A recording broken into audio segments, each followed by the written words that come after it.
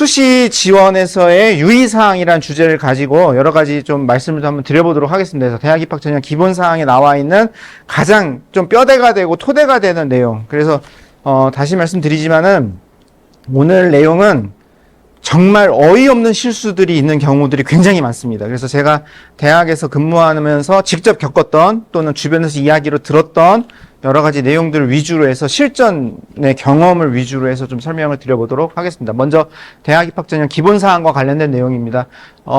수시, 정시 모집 이렇게 두 번으로 나뉘어서 운영된다는 건 다 알고 계실 거라고 생각을 하고 있고요. 그래서 수시는 9월에, 정시는 12월에 주로 이루어집니다. 그래서 9월 수시 모집에는 주로 학생부 교과와 종합, 그다음에 논술에서 이 세 개 전형이 주로 운영되고 12월에 정시 모집에는 수능 중심의 전형이 이루어지고 있습니다. 그래서 9월에는 근데 이제 기억하시나요? 옛날에는 막 무제한으로 지원할 수 있었던 거 아시나요? 한 20년 전, 15년 전. 이게 6회 제한이 언제 생겼죠? 갑자기 또 기억하려니까 기억이 안 나요. 제가 입학사정관 이후에 생겼거든요.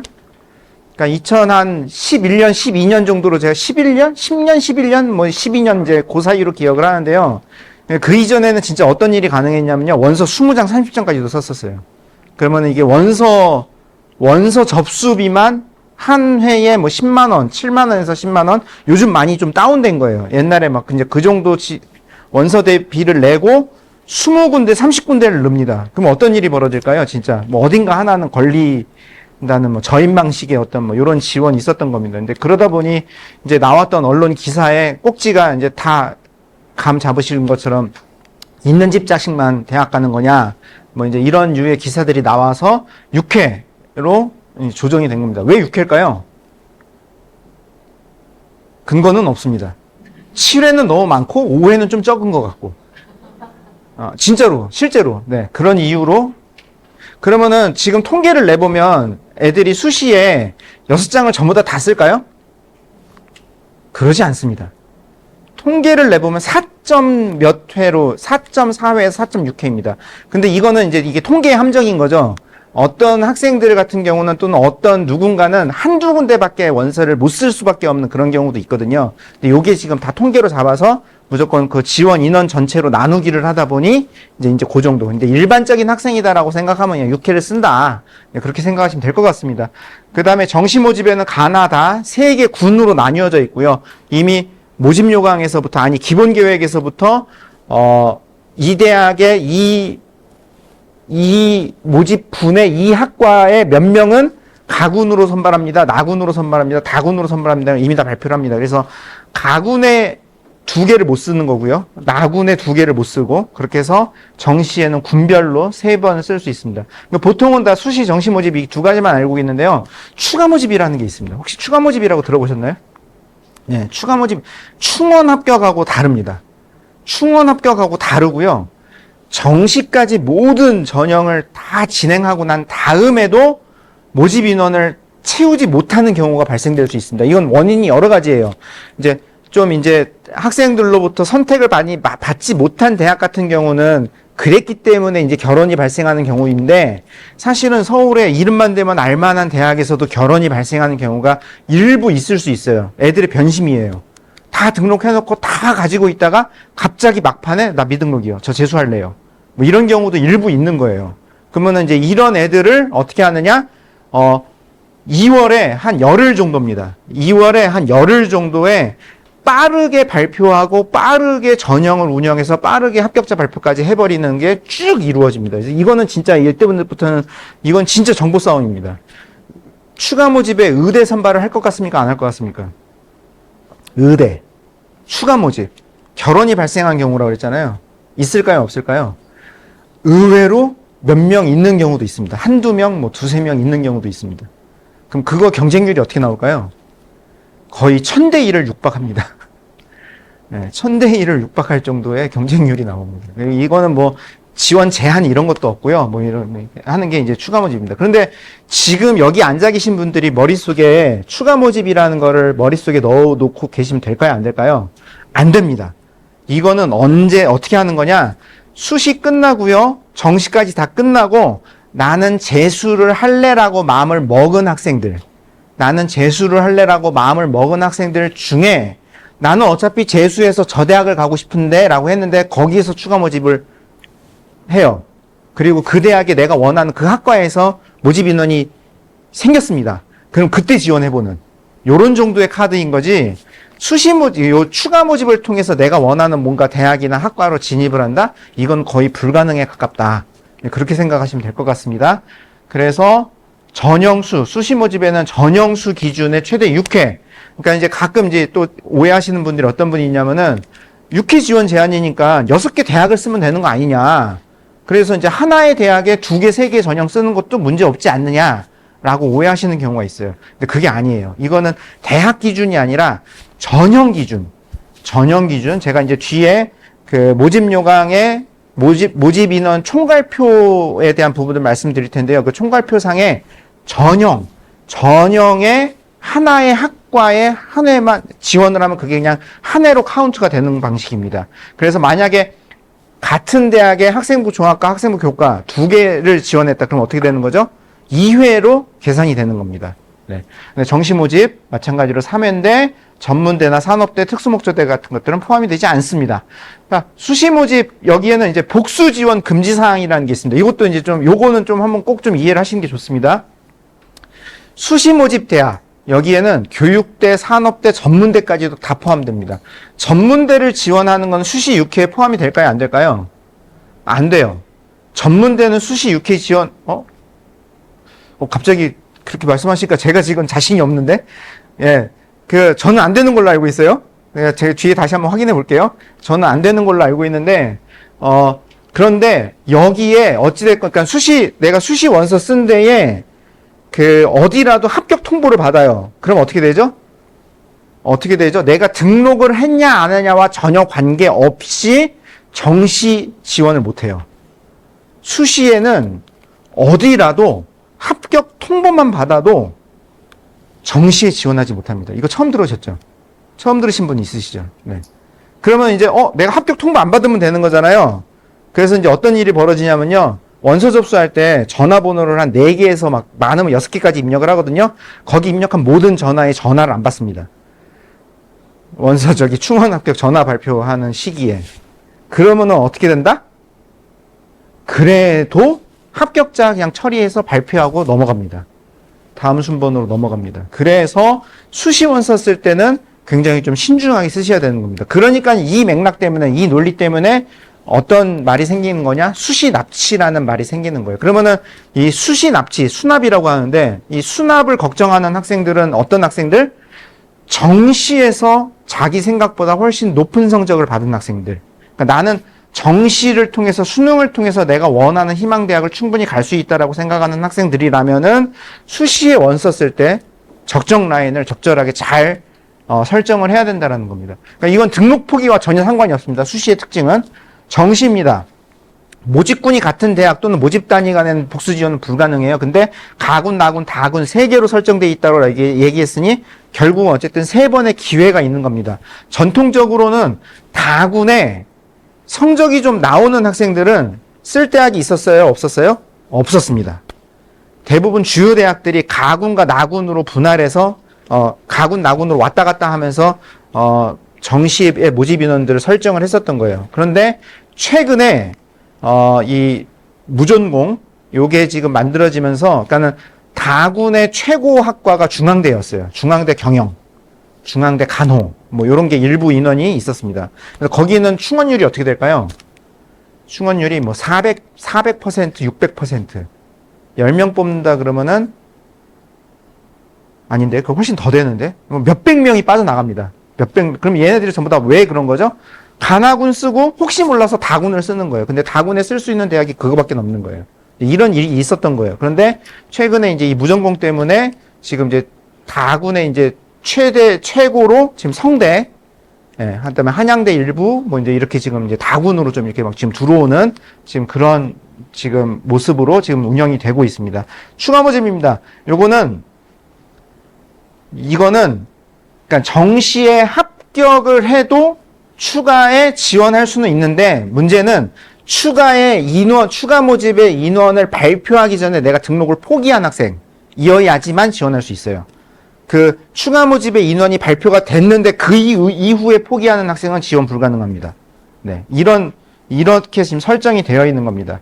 그리고, 그래서 이거는 4년제 정시 등록 포기자 충원 합격 등록 마감일 16시까지 여기까지 포기한 학생들만 지원할 수 있고요. 그 다음에 산업대학, 전문대학 정시 모집 합격자는 등록 여부 상관없이 추가 모집에 모두 다 지원할 수 있습니다. 그러니까 2월 말에 마지막 한 열흘 사이에도 굉장히 급격하게 막 이런저런 어떤 이동이 막 이루어지고 있다라고 보시면 됩니다. 복수 지원 금지, 지원 횟수 제한 예외대학입니다. 특별법에 의해 설치된 특수대학들입니다. 그러니까 이거는 교육부 소속의 대학이 아니라고 생각하시면 됩니다. 그러니까 이런 사관학교들, 경찰대, 그 다음에 과학기술원들, 전국에 퍼져 있는 과학기술원들이 대부분 여기에 해당이 됩니다. 근데 여기서 딱 하나, 뭐가 여기에 제외돼 있어요? 포스텍. 포항국가대학은 6회 지원 제한에 카운트가 됩니다. 네. 그것만 됩니다. 네, 그런 거 정도 확인하시고요. 그 외 나머지 이런 한국예술종합학교, 한국전통문화대학교, 방통대 같은 경우도 전부 다 그 6회 지원 제한에 카운트되지 않는 대학이라는 거. 그 다음에 산업대와 전문대 등도, 네, 전문대 포함 안 됩니다. 6회 지원에. 앞에서 제가 좀 왔다 갔다 했는데요. 네, 6회 지원에 제한, 해당되지 않습니다. 그 외에 이런 산업대, 전문대, 전공대학, 그 다음에 한국농수산대학, 폴리텍대학, 이런 대학들은 6회 지원 제한 카운트에 되지 않는다라는 거 기억하시면 될 것 같습니다. 이중 등록 금지입니다. 모집 시기별로 지원해서 입학할 학기가 같은 2개 이상의 대학에 합격할 경우, 그러니까 이게 모집 요강에 나와 있는 용어들이 좀 되게 딱딱하죠. 그리고 이게 정확하게 뭘 의미하는 건지 한눈에 딱 알아보기가 좀 쉽기 어렵죠. 그래서 그런 건데요. 그러니까는 이거는 대학은 학부 과정에 한 사람이 2개 이상의 적을 가지고 있으면 안 된다는 걸 의미하는 거예요. 예. 그러니까 한 사람은 무조건 하나의 대학에만 적을 가지고 있어야 돼요. 근데 내가 만약에 학부를 졸업했어요. 석사 이후에는 어떤 일도 가능할 수 있어요? 2군데 이상에서 석사 과정 밟을 수도 있어요. 이것도 자신 없는데? 저는 그렇게 알고 있어요. 예, 근데 그럴 사람이 별로 많지 않은 거죠. 예, 그게 사실 쉽지 않은 거니까. 그래서 2개 이상의 합격을 하면은 하나에만 등록을 해야 되는 겁니다. 하나에만 등록을 해야 되는 겁니다. 그게 이중 등록 금지입니다. 그래서 수시 모집에 6개를 썼는데 6개가 다 붙었어요. 와, 상상만 해도 행복하죠. 6개 다 붙었어요. 그런데 어떻게 해야 돼요? 그럼 여기서 한 군데만 등록을 해야 돼요. 그러니 어떤 일들이 벌어지는 거죠? 미등록 인원들이 발생되는 거예요. 그래서 내가 최초 합격을 못했다 하더라도 어떤 일이 벌어질 수 있는 거죠? 우리 애 위에 합격했던 애들이 중에 누군가가 다른 데로 빠져나간 애들이 발생하기 때문에 거기서 인원을 충원하는 작업, 그래서 충원 합격 작업이 이루어진다라는 겁니다. 그래서 이걸 보고 이제 문서 등록이라고 얘기를 해요. 뒤에서 제가 좀 더 자세하게 설명드릴 거예요. 문서 등록 또는 예치금을 통해서 다수 대학에 등록한 자는 위반자로 처리가 됩니다. 이게 하루 단위로 위반자가 검색이 돼요. 하루 단위로. 뒤에 다시 설명드릴 거예요. 그래서 이게 만약에 발각이 되고 이게 강한 고의성이 있다라고 판정이 되면은 앞에 있는 모든 합격한 거 다 취소시킬 수도 있어요. 네, 그러니까 이건 좀 주의하셔야 되는 겁니다. 조심하셔야 되는 겁니다. 네. 모집 요강에 있는 내용을 한번, 제가 한번, 여기서 진짜 이건 하지 말아야 될 일인데 왜 이런 생각들을 하시지라는 것들을 제가 한번 짚어보도록 하겠습니다. 제가 처음 입학사 장관이 돼서요, 제가 이제 대학으로부터 받은 교육이 모집 요강을 읽는 일이었어요. 그러니까 저도 처음에는 이게 익숙치 않아가지고 좀 고생을 했었습니다. 근데 그때 저에게 이 모집 요강 읽는 법을 설명하셨던 선임 그 위에 있었던 입학처 선생님께서 무슨 말을 한 적이 있었냐면요, 이런 말을 한 적이 있어요. 전자레인지 사용법 중에 전자레인지 매뉴얼에 고양이 털을 말리는데 사용하지 마세요라는 경고 문구가 들어가 있대요. 전자레인지 매뉴얼에 고양이의 털을 말리는 용도로 이 전자레인지를 사용하지 마세요라는 경고 문구가 거기에 있대요. 이 문구가 왜 만들어졌을까요? 누군가 그걸 한 거예요. 그러니까 거기서 진짜 그 고양이가 죽은 거고, 그거에 대해서 그 회사에 배상 책임을 요청하니 이제 이런 경고 문구들이 하나하나 들어온 겁니다. 그러니까 모집 요강이 사실 이렇게 되게 복잡할 일이 없어요. 그런데 정말 기상천외하고 상상하기도 힘든 이 문장을 어떻게 이렇게 이해하지 싶을 정도의 일들이 계속 벌어지다 보니 주의사항 강조들이 들어오면서 지금의 이런 어떤 모집 요강이 만들어졌다라고 보시면 됩니다. 저도 사실 좀 그런 경우들이 있는데 뭐 어디 좀 비싼 어떤 무슨 물건을 산다거나 아니면 뭐 좀 중요한 무슨 계약을 한다거나 할 때 깨알같이 있는 글씨들을 하나하나 다 읽어보시나요? 안 읽어보는 경우들이 사실은 대부분이잖아요. 저도 사실 그러기도 하고요. 근데 이 대입 원서 작성과 관련된 부분에서는 제가 정말 당부드리는데요. 꼭 한 번씩은 읽어보셔야 돼요. 꼭 한 번씩은 읽어보셔야 됩니다. 이렇게 손으로 짚어가면서 한 번씩 읽어보셔야 됩니다. 그럼 이거를 하기 위해서는 어떤 상황에서 이거를 할 수 있을까요? 시간적 여유가 있어야 이걸 할 수 있어요. 시간적 여유가 없는 상태에서 그냥 막 지원을 한다거나 하게 되면 이걸 못 하는 거예요. 네. 그러니까는 반드시 시간 여유를 갖고 내가 정말로 목표라는 대학 몇 개 또는 원서 접수 단계에서 뜨는 경고창 같은 것들은 반드시 꼭 좀 읽는 게 필요하다라는 거 한 번 더 말씀드립니다. 지원 자격 관련 부분으로 말씀드리겠습니다. 이건 충남대의 학생부 교과 전형에 나와 있는 이 부분인데요. 자, 우리 자녀가 충남대 학생부 교과 일반 전형에 지원할 수 있을까요, 없을까요? 지원하면 될까요, 안 될까요? 당연히 지원하면 된다라고 생각하죠. 이건 뭐 당연한 거 아니에요? 누구든 다 지원할 수 있는 거 아니에요? 그죠? 근데 지원 자격 결격으로 불합격되는 일이 벌어질 수 있어요. 왜요? 이거를 안 했 경우. 이거를 안 하는 경우. 네. 그러니까 이 수능 최저학력 기준이 반영되기 때문에 수능은 누구나 다 치는 거니까 그렇게 할 수 있죠. 그런데 이 모집 단위별 반영 영역에 응시한 자라고 되어 있습니다. 그러니까 예를 들어 공학이나 제가 지금 정확히 저도 지금 기억이 안 나는데 공학이나 자연계열 같은 경우에 수능 최저학력 기준에 만약에 수학에 미적이나 기하로 설정이 되어 있습니다. 근데 누군가가 확통을 선택하고 그 자연이나 공학 계열 쪽으로 지원하면 어떤 일이 벌어진다? 이 학생이 아무리 성적이 좋아도 그냥 지원 자격 미달 처리가 돼버리는 거예요. 이런 실수들이 있어요. 없을 것 같죠? 의외로 있어요. 제법 있습니다. 그러니까 이런 부분은 꼭 좀 하나하나 짚어보셔야 된다는 겁니다. 그러니까 당연한 것은 없습니다. 그리고 여기 지원 자격에도 보면요.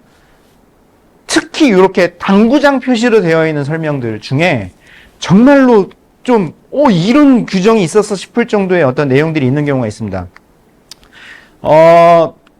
지방에 있는 모 대학의 의과대학에서는요. 과학교과 몇 단위 이상을 이수한 자 이런 게 지원 자격에 명시되어 있는 경우도 있어요.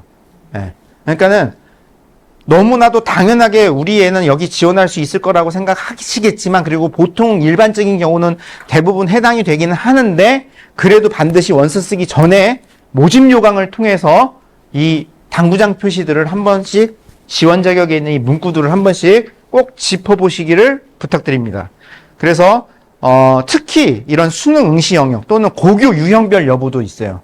어디는 뭐 일반고는 아까는 일반고가 지원 못하는 데는 없어요 대부분. 근데 이제 자녀분들 중에 특별한 어떤 고교 유형에 속해 있는 분들이 계실 수 있고 그 학교가 지원 제한을 하고 있는 그런 전형이 있을 수 있어요. 그러니까 이런 부분들도 확인하셔야 되고요. 그 다음에 어떤 전형은 재수생은 안 받는 이런 경우도 있어요. 또는 졸업한 지 몇 년 이내인 자, 뭐 이제 이런 식의 제한을 거는 경우들도 있습니다. 이런 부분들도 꼭 보셔야 됩니다. 그 다음에 지역인재 전형의 경우에 당연히 세종에서 졸업을 했고 그러니 나는 여기 지역인재 전형에 넣을 수 있을 거라고 생각해서 그냥 지원을 했습니다. 근데 나중에 대학으로부터 사실은 통보도 잘 안 해줘요. 지원 자격 불합격은 그냥 통보도 잘 안 해줘요. 그냥 무조건 불합격인 거예요. 근데 누가 봐도 나는 합격 성적 범위에 있었는데 제가 불합격이 된 거예요. 그래서 알아봤더니 지원 자격 미달이었. 이런 사안도 있을 수 있어요. 왜? 앞에 1, 2주를 다른 데 있다 온 거예요. 그 나중에 뭐죠? 전학을 한 거예요. 근데 한두 주 정도야 뭐 당연히 봐줄 수 있는 거 아니야? 그냥 이렇게 생각할 수 있는 거죠. 근데 이 지역인재 전형과 관련된 부분, 농어촌 전형과 관련된 부분은 하루라도 빠지면 안 됩니다. 하루라도 빠지면 아웃입니다. 네. 이런 부분이 있다는 거 꼭 확인하셔야 됩니다. 그 다음에 또 하나. 이게 고른 기회나 기회균형 전형 같은 경우에 지원 자격 중에 한부모 가족만 지원할 수 있는 어떤 이제 그런 것들도 있어요. 지원 자격 여러 개 중에 하나가 뭐 이제 주로 이제 그 기초생활 또는 이제 용어가 막 생각들이 안 납니다. 기초생활, 그 다음에 뭐 차상위 같은 어떤 이런 좀 그 배려 대상자들 그 묶음 안에 한부모 가족인 경우도 지원을 할 수 있는 이런 경우가 있어요. 근데 이제 애는 이렇게 생각을 하는 거죠. 우리 부모님 이혼하셨어. 그러니까 나는 한부모야. 그러니까 난 여기 지원할 수 있겠네. 이렇게 생각하는 경우가 있어요. 근데 그러지 않은 경우도 있을 수 있다는 거예요. 이거는 무엇으로 확인을 해야 되느냐? 공식적인 증명서를 통해서 확인이 돼야 되는 겁니다. 그래서 제가 그 기준까지는 알지 못하는데 무조건 이혼만 했다라고 해서 한부모가 되는 건 아니고요. 한부모 가족 증명서라는 게 발급이 돼야 됩니다. 그래서 이 한부모 가족 증명서를 발급받을 수 있는 기준들이 다 정해져 있고요. 그게 그 주민센터에 가서 확인하셔서 그걸 발급받을 수 있는 학생들만 지원할 수 있다는 거, 이것도 좀 확인했으면 좋겠습니다. 옛날에 그거 있었죠.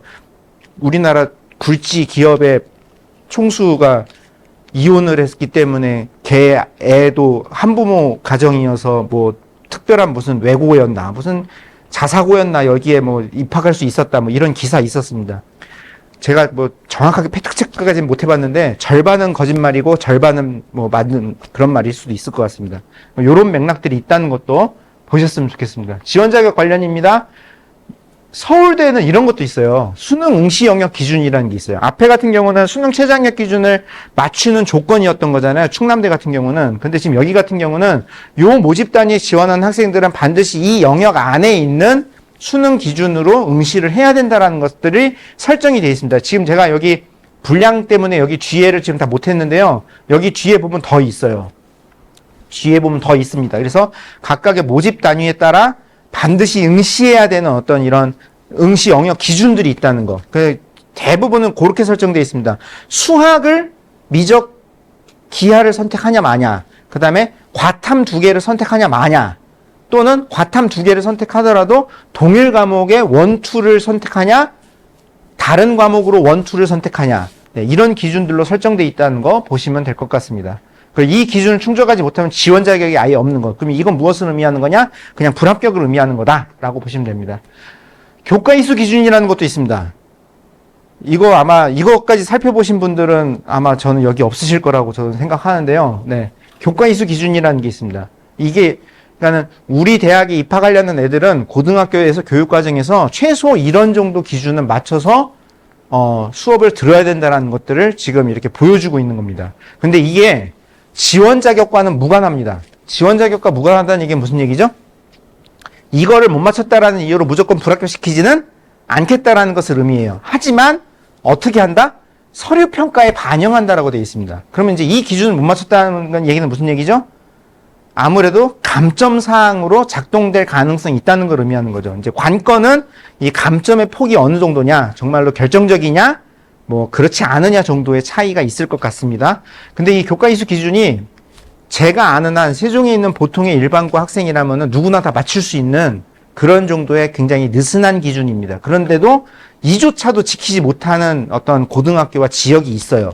그러니까 이제 이런 것들을 이렇게 내세우는 겁니다. 이거를 제가 뭐 다 설명드리는 것보다는, 그러니까는 일반 선택 위주로, 네. 일반 선택 과목을 위주로 골고루 과목을 들으라는 어떤 취지로 이런 것들을 설정을 한 거고요.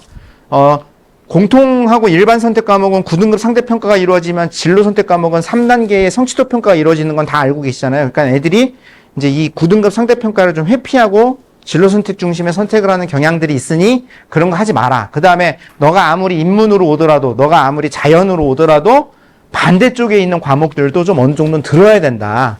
네, 그런 것들을 규정하고 있는 내용이다 라고 보시면 될 것 같습니다. 모집인원 총괄표와 관련된 부분입니다.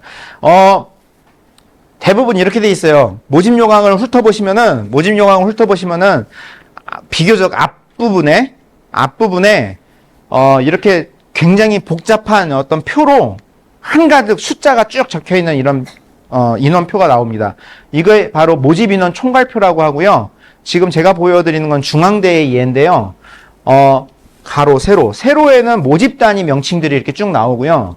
가로에는 전형입니다. 이거 하나하나가 전형입니다.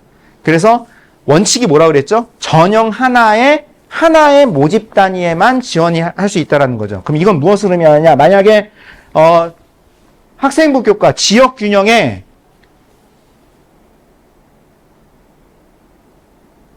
이렇게 설명하면 안 돼요. 네. 탐구형 인재에 CJU 탐구형 인재에 국문과도 지원하고 영문과도 지원한다. 이게 가능할까요? 안 됩니다. 이건 불가능해요. 그리고 오해 착각하셨다고 하더라도 원서 접수할 때 접수 자체가 안 되게끔 막힐 거예요. 네. 이건 아예 안 되게 막혀버립니다. 네. 그러니까는 기준이 여기에 있는 이 행열 뭐죠? 이게 행열. 하나의 열에 하나의 행. 거기에 있는 그 한 군데에만 지원할 수 있다는 거. 네. 이 기준은 이렇게 적용된다는 걸로 기억을 하셔야 됩니다. 그런데요, 어떤 경우가 있냐면요, 만약에 제가 이거 예를 제가 만약에 철학과에 탐구형 인재를 지원하려고 그랬어요. 철학과에 탐구형 인재를 지원하려고 그랬어요. 근데 지금 철학과에 탐구형 인재 선발 인원이 있어요, 없어요? 없죠. 그럼 여기는 지원할 수 있나요, 없나요? 못하는 거예요. 그러니까는 꼼꼼하게 들어가면은 내가 처음에 그렇게 생각을 했다 하더라도 꼼꼼하게 들어가서 원서 접수할 때 신청하다 보면은 내가 이거 뭔가 착각했구나 이걸 알 수 있어요. 근데 사람이 어떤 경우가 있냐면요, 일단 한번 내가 여기를 해야지라고 마음을 먹었으면 그 다음 단계를 벌다가 중간에 뭔가 하나를 누락을 시켜버리는 거예요. 내가 그 뭔가를 그냥 휙 넘겨버리는 거예요. 그러다가 어디다 지원하는 일이 생기느냐? 융합형 인재에 지원을 하거나 기초생활이나 농어촌 쪽에 지원을 하는 이런 일이 생길 수 있어요. 생겨요. 많이 경험했어요. 나중에 전화해요. 나중에 전화해서 저 이거 클릭지를 잘못했어요. 저 원래 여기였는데요, 다른 데를 지원했어요. 저 기초생활, 저 농어촌 학교가 아니에요. 그런데 저 지금 농어촌으로 지원했어요. 이거 바꿔주세요. 어떻게 생각하세요? 바꿀 수 있을까 없을까요? 어떻게 생각하세요? 이거 단순 실수잖아요. 저기 쇼핑몰에서 뭐 물건 사도 일주일 이내는 반품이 다 되고 안 돼요. 대입에서는 절대 안 됩니다. 특히 이런 모집 지원, 전형에 따른 어떤 이 모집 단위에 대한 지원, 이 부분은 나중에 절대 변경이 안 되는 사안이에요. 그래서 이런 부분들을 꼭 잘 챙기셔야 된다는 겁니다. 전형을 기준으로 하나의 모집 단위에 지원을 해야 되고요. 선발 인원이 없는 전형에는 지원 자체가 불가능하게 막혀 있습니다. 하지만 모에 홀가닥 씌웠을 때 진짜 이렇게 지원하는 경우들이 발생하고요. 그래서 이 경우에는 나중에 회복이 안 된다는 거 말씀드립니다. 대학별고사 일정 관련입니다. 면접과 논술 같은 것들을 이제 대학별고사라고 얘기를 하죠. 이거는 이제 인천에 있는 진로진학지원단 마중물이라는 단체에서 만든 건데요. 이것도 이제 사실은 달력으로 저기 10월부터 해가지고 12월까지 쭉 있는 거예요. 근데 그 중에 제가 일부를 갖고 온 건데요. 그 중에 제가 제일 주목하는 날은 바로 수능입니다. 대부분 이 수능, 대학별고사는 언제 이루어지죠? 수능을 기준으로 수능 앞에 이루어지느냐, 수능 뒤에 이루어지느냐에 따라 의미 맥락이 달라져요. 보통은 수능 앞에 대학별고사가 있는 경우는 결시율이 그리 크지 않습니다. 왜? 이거는 정말로 애들이 지원하려고 여기 합격하려고 쓰는 경우들이 많아요. 그런데 수능 이후에 뭔가 대학별고사가 있다. 그럼 이건 뭐죠? 여기에 지원하지 않는 경우가 다수 발생합니다. 왜? 생각처럼 수능을 제대로 못 봤다거나 아니면은 반대로 너무 잘 봤다거나 어떤 이런 자기의 수능 성적에 따라서 대학별고사를 응시하고 말고 이제 이런 것들을 결정하려고 이런 전략들을 사용하기도 합니다. 근데 어찌됐건 이렇게 있습니다. 그리고 이렇게 있어요. 근데 예를 들어 서울시립대 학생부 종합 입문하고 성신여대 학교생활 우수자 면접이 같은 날에 있어요. 근데 이 두 군데를 같이 지원해요. 그러면 어떻게 될까요? 그래서 둘 다 1단계 합격을 합니다. 그럼 어떻게 될까요? 그럼 어떻게 할까요? 어디 대학에 전화해가지고 저 여기 면접 날짜 겹쳤습니다. 저 면접 다른 날 좀 볼 수 있을까요? 또는 저 면접 시간 좀 옮겨주면 안 될까요? 이게 될까요? 네, 거의 안 됩니다. 되는데 제가 하는 거 한 군데 있습니다. 중앙대는 조절을 좀 해줍니다. 제가 중앙대 근무할 때 이 제도가 들어왔고 그 담당하는 사람이 엄청 고생하는 걸 제가 옆에서 지켜봤습니다. 네, 이거는 와, 이게 어떻게, 이게 사람이 어떻게, 결국 수작업으로 하는 걸 할 수밖에 없어요. 수작업으로 이렇게 다 조정하고 뭐 이럴 수밖에 없습니다. 네. 그래서 어쨌든, 네, 중앙대만 지금 아직도, 근데 날짜는 못 바꿔요. 날짜는 못 바꾸는데 오전, 오후 정도를 바꾸는 거. 네, 그 정도는 지금 허용을 해주고 나머지 대학들은 이게 공정성 이슈, 기타 등등 여러 가지들이 있어서 이 일정을 절대 안 바꿔줍니다. 근데 이제 애들 중에 어떤 경우가 있냐면요. 내가 1단계를 합격할 수 있을지 없을지 모르잖아요. 그러니까는 면접 날짜가 겹치는 걸 알면서도 같은 데에 지원하는 경우들이 있어요. 그런데 저는 이것도 사실은 좀 조심해야 된다라고 생각을 합니다. 근데 진짜로 그러다가 둘 다 합격했을 경우 어떻게 되는 거예요? 결국은 어느 한 군데를 포기해야 되는 일이 발생될 수밖에 없잖아요. 그래서 이 면접 일정, 논술고사 일정도 좀 꼼꼼히 따져봤으면 좋겠습니다. 논술입니다. 해마다 논술 때가 되면은 언론에 나오는 사진 2장이 있습니다. 성대 논술 끝나고 그 명륜관 옆에 저기 이렇게 애들 쭉 내려와서 저기 시커먼 머리밖에 안 보이는 사진 하나. 어마무지하게 거기서 시험 보고 애들이 내려옵니다. 두 번째, 오토바이 뒤에 타고 가는 애들의 사진입니다. 그러니까 저도 이제 중앙대에 있을 때, 서울시립대에 있을 때 면접 끝나고 밖을 딱 나왔는데 오전 면접 끝나고 이제 이동하느라 밖에 딱 나왔는데 애들이 우르르 몰려서 오토바이 타고 가는 모습들을 제가 많이 지켜봤거든요. 너무 불안해요. 너무 불안합니다. 네. 그래서 저는 가능하다면, 물론 이건 이제 뭐 절박한 마음에서 이런 선택할 수도 있다라고 생각은 하지만, 가능하면 한 날에 하나의 고사만 응하는 어떤 그런 선택을 좀 하는 게 어떨까라고 생각합니다. 무전공, 자유전공 지원 관련 부분입니다. 건대 모집 요강에 있는 참고사항인데요. 주목하셔야 될 부분이 바로 이 부분이에요.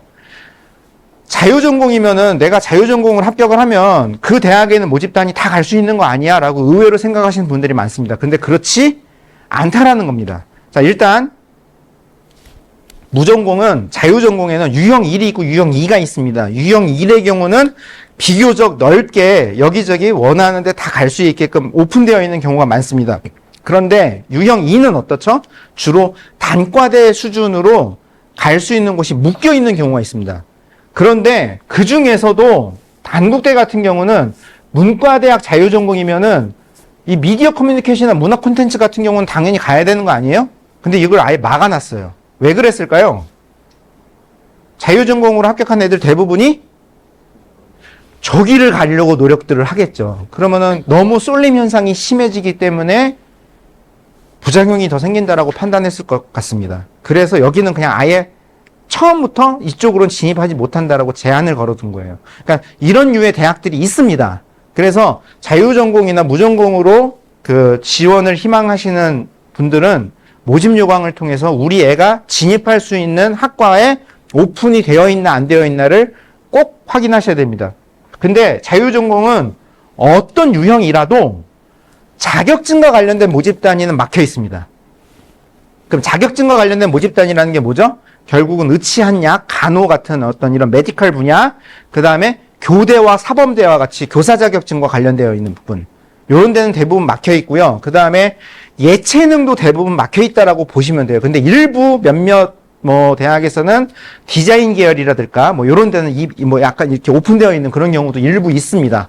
그런 것들을 좀 잘 찾아보시고 확인하셔야 됩니다. 네, 여기까지가 이제 모집 요강 이제 처음 봤었던 그 주의사항 쪽 부분이고요. 그다음에 이제 원서 접수할 때 단계에서의 주의사항을 한번 말씀드려 보도록 하겠습니다. 원서 접수 마감 시간입니다. 대부분 원서 접수 마감은 언제 할까요? 우리가 보통 공공기관에서 뭔가 일이 마치는 시간 몇 시죠? 보통은 6시죠. 그래서 대부분 6시가 마감 시간으로 다들 알고 있습니다. 그런데 의외로 몇몇 대학들은 17시에 마감하는 경우도 있어요. 네. 그러니까 이런 것도 좀 따져보셔야 됩니다. 수시는요, 이게 해마다 그 대교협의 그 대입 전형 기본 계획에 의해서 그 해에 수시 원서 접수를 하는 기간들이 설정이 됩니다. 주로 일주일이고요. 그래서 월요일부터 금요일까지고요. 근데 이 기간을 대학이 전부 다 원서 접수를 받을 이유는 없어요. 대학 자율에 따라 3일 이상 받기만 하면 됩니다. 그러면 이제 어떤 대학은 월화수 받는 거고요. 어떤 대학은 화수목도 받아도 되고요. 어떤 대학은 수목금 3일만 받아도 되는 거죠. 근데 최근에 학령 인구 감소, 지원자 감소, 기타 등등 이런 이슈들이 있어서 웬만한 대학들은 어떻게 한다? 이 원서 접수 기간을 좀 넓게 가져갑니다. 넓게 가져가긴 합니다. 그런데 일부 몇몇 대학들은 마감 기간이 다른 데가 있어요. 보시면은 서울시립대 12일 목요일이고요. 고려대 월화수 수요일에 끝납니다. 그 다음에 건국대 목요일에 끝나고요. 그리고 17시고요. 이런 게 있어요. 여기도 사실 저 뒤에 더 쭉 대학들이 있거든요. 그러니까 이런 부분들도 한번 좀 보셔야 될 것 같습니다.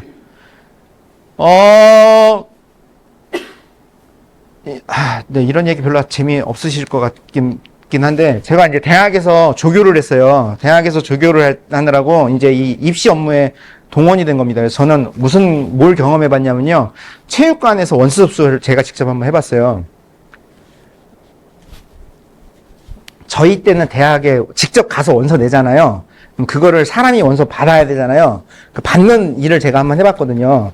그러면은 이 원서 접수를 18시에 마감을 한다고 해요. 그러면 그 18시 마감하는 기준을 어떻게 설정할까요? 대학 정문을 막아버릴까요? 그렇게 할 수가 없잖아요. 그래서 어떻게 하느냐? 원서 접수 받는 그 건물의 출입구를 막아요. 그 시간이 되면. 그럼 어쨌든 그 시간 안에 들어온 사람은 까지는 원서를 다 받아줘요. 다 받아줍니다. 그리고 들어오지는 못하게 하고 나가게만 하게. 뭐 이제 이런 일이 있었습니다. 근데 요즘은 대부분 원서 접수를 어떻게 하죠? 인터넷으로 합니다. 아니요. 아직도 종이로 원서 접수 받는 경우도 있습니다. 있어요. 이제 그런 경우도 있습니다. 몇몇 일부 대학에서 그렇게 병행하는 경우가 있습니다. 그러면은, 인터넷으로 원서 접수할 때 그러면 마감 처리를 어떻게 할까요? 내가 급하게 막 하다가 또는 경쟁률 보고 막 뭐 다른 사람이랑 얘기하고 막 하다가 18시 50분에 들어갔어요. 근데 이렇게 하다가 정보를 제대로 다 입력하지 못하고 18시가 넘어갔어요. 어떻게 될까요? 18시에 완전 딱 문이 닫혀버릴까요? 아예 접근 못하게 다 막아버릴까요? 그러진 않아요. 다시 들어오진 못하게 해요. 18시 이후에는 접속은 못하게 하는데 일단 접속이 되어 있는 사람들이 결제까지 가도록은 남겨둡니다. 근데 그 시간도 무한정 풀어주진 않아요. 20분이에요. 10분에서 20분 정도는 그냥 둡니다. 근데 만약에 그 시간이 넘어간다. 그럼 어떻게 하죠? 그것도 그냥 전부 다 끊어버리는 거예요. 네. 그러니 제가 앞에서 뭐라고 말씀드렸죠? 원서 접수할 때는 어떻게 된다? 여유를 갖고, 시간 여유를 갖고, 충분한 여유를 갖고 진행해야 된다라는 거 말씀드립니다. 그래서 어떤 대학 같은 경우는 이런 내용을 아예 원서 모집 요강에 명시한 대학들도 있어요. 근데 명시하지 않았다 하더라도 보통은 대부분 10분에서 20분 정도, 뭐 경우에 따라서 뭐 1시간 뭐 이렇게도 그냥 이렇게 풀어놓는 경우도 있습니다. 공통 원서 접수에 대한 사정 정보 입력입니다. 우리나라에서 대학에 인터넷으로 원서 접수를 한다라고 얘기할 때는요, 반드시 거쳐야 되는 곳이 있습니다. 어디죠? UA 또는 진학사입니다. 둘 중에 한 군데를 반드시 지나쳐야 돼요. 거쳐야 돼요. 여기를 통해서만 원서 접수를 할 수 있습니다. 그래서 이제 이거를 그 대교협이라고 한국대학교육협의회라고 여기에서 이게 어떻게 보면 이제 국가적인 일인 거잖아요. 모든 학생들이 대학에 진학할 때 다 이거는 써야 되는 거잖아요. 그래서 이거를 대교협이 이제 관리를 하려고 수거를 하려고 그랬어요. 근데 그 두 기업이 헌법소원하고 막 그래가지고 결국은 안 됐어요. 그러니까 지금 이 두 군데 중에 한 군데를 무조건 거쳐야 됩니다. 이건 대표적인 우리나라의 과점 기업이라고 얘기할 수 있죠. 네, 이건 과점 기업입니다. 그래서 보시는 것처럼 되게 복잡하게 이루어져 있는 이 UA 어플라이, 진학 어플라이 여기에 들어가셔서 무엇을 찾으셔야 되느냐? 공통 원서 작성이라는 걸 찾으셔야 돼요. 공통 원서 작성. 공통 원서 작성이라는 걸 찾으셔야 되고, 그럼 여기에 들어가기 전에 일단은 회원 가입부터 해야죠. 지금부터 하셔도 돼요. 지금 미리 해놓으셔도 돼요. 그래서 근데 여기에 부모님 이름으로 하시면 안 돼요. 애 이름으로. 자녀가 직접 회원 가입하고 공통 원서 작성 부분에 해당되는 부분은 지금 미리 좀 작성을 해놔도 괜찮다는 겁니다. 그래서 요거 좀 알려드리는 거고요. 공통 원서 기본 문항 등은 한 번만 작성하지만, 그러니까 대입 원서를 한 번만 작성하면 모든 대학에 지원이 가능하나요? 라고 누가 질문을 한 거예요. 제가 처음 요 대학 업무 일을 할 때는요, 6번 지원을 하면요, 6군데에 가서 똑같은 일을 똑같이 다 해야 돼요. 내가 어느 고등학교 졸업했고, 지금 주소는 어디고, 뭐, 전화번호는 어떻게 되고, 그 다음에 사진도 다시 등록하고, 그 다음에 이거 환불해주는 경우도 있거든요. 그럼 환불 계좌 등록 같은 것도 다시 다 검증받고, 이거를 6번을 막 다 해야 되는 거예요. 근데 이게 너무 불필요한 일이죠. 그래서 어느 대학이든 반드시 수합해야 되는 기본 정보들 있잖아요. 그거는 이 공통원서 접수에서 한 번에 처리를 합니다. 그건 한 번에 처리를 해서 여기에 접수를 해버리는 거고요. 그 이후에 나머지 6개 대학에 지원을 하는 거는, 6개 대학에 지원을 하는 거는 그 대학에만 입력하는 정보값도 있을 수 있잖아요. 그럼 그거는 그 대학, 거기에, 그 학과에서만 따로 정보를 입력하면 되게끔. 네, 그렇게 구성이 되어 있습니다. 그런데 또 하나, A 대학은 진학사에서만 원서 접수를 해요. F 대학은 UA에서만 원서 접수를 받습니다. 이런 경우도 있어요. 근데 이제 보통의 경우는 대부분 대학은 2군데에서 다 원서 접수를 받습니다. 그런데 일부 몇몇 대학이 단독 접수를 하는 경우가 있어요. 그럼 이 경우에도 어느 한 군데에 공통 원서를 작성을 해서 저장을 하시면 두 회사가 서로 정보를 공유합니다. 그래서 공통 원서 접수는 한 군데에서만 정확하게 입력하셔도 아무 문제가 없다라는 거. 네. 그리고 근데 이렇게 단독으로 접수하는 대학들이 있으면 어쨌든 회원 가입은 2군데로 나눠서 해야 되는 거고요. 그래서 그 원서 접수 업체를 통해서만 원서 접수를 해야 되는 좀 이런 게 있다는 거 보시면 될 것 같습니다.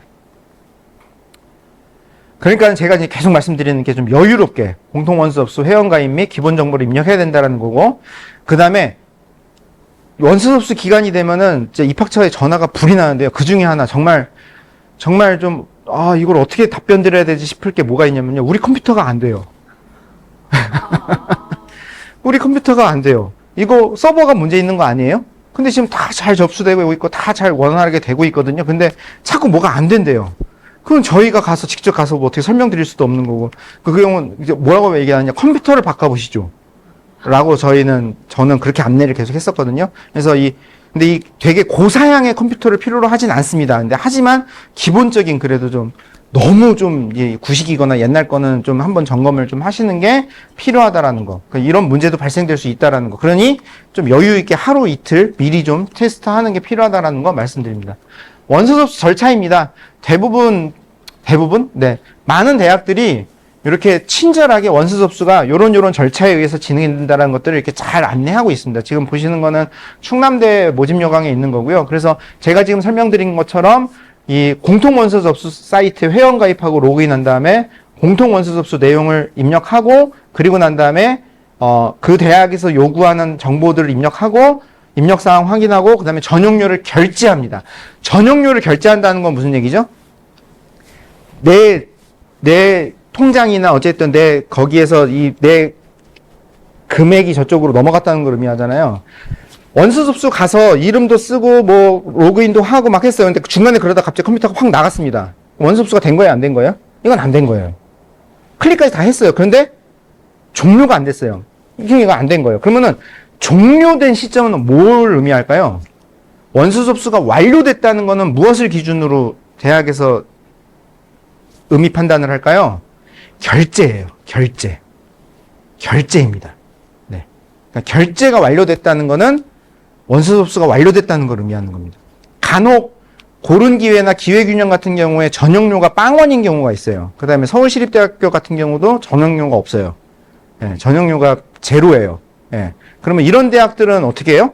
전용료는 제로이지만 그러니까 완료하는 그 버튼이 있어요.